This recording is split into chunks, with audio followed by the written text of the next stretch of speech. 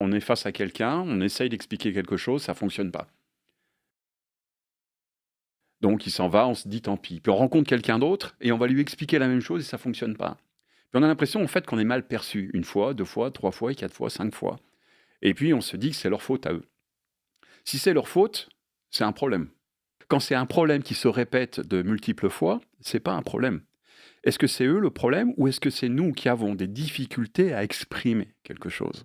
Ah, oui, OK, une belle nuance ici. Donc, le problème vient de l'extérieur. On peut avoir un problème avec quelqu'un, c'est-à-dire qu'on a une incompréhension ou c'est quelqu'un ne rend pas un travail, par exemple, qui a été demandé. Donc, pour nous, ça nous cause un problème.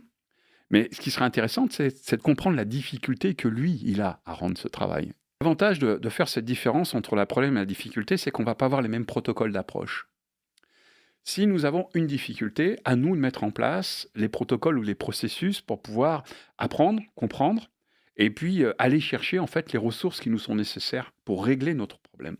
Problème de colère, problème d'incompréhension, problème linguistique, ça s'apprend. Mais on ne va pas aller chercher avec ça, on va l'apprendre par soi-même. Maintenant, si quelqu'un ne nous rend pas un travail où on n'arrive pas à communiquer avec lui, ça va causer un problème dans notre duo. Ouais. Mais à partir de là, ce problème-là va être une difficulté à déterminer chacun. C'est-à-dire, est-ce que c'est moi qui dois devenir l'autre, rentrer sur son terrain de compréhension et sur sa perception de vie pour pouvoir résoudre ce problème, ou est-ce que c'est lui qui va venir, ou est-ce qu'on va faire chacun un pas vers l'autre? OK. On va aider à régler un problème qui appartient à l'autre, mais on n'est pas responsable du problème de l'autre. Ok.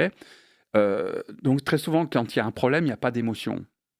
C'est quand il y a une difficulté qu'il y a une émotion, parce que quand il y a une difficulté, on prend conscience que c'est nous, Oui, le problème de l'autre. tout à fait.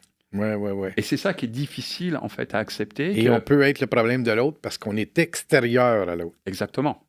Exactement. On n'est pas on peut pas être sa difficulté. Sa difficulté Non. est intérieure à lui.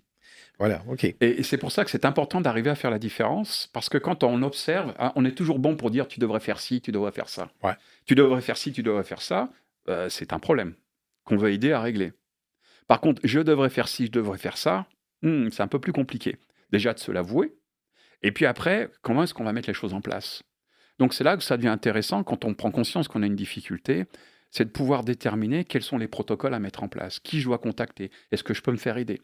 Où est-ce que je peux aller chercher une solution? Une fois qu'on a pris conscience qu'on avait la possibilité de changer, on a enlevé une émotion et on a pris sa responsabilité.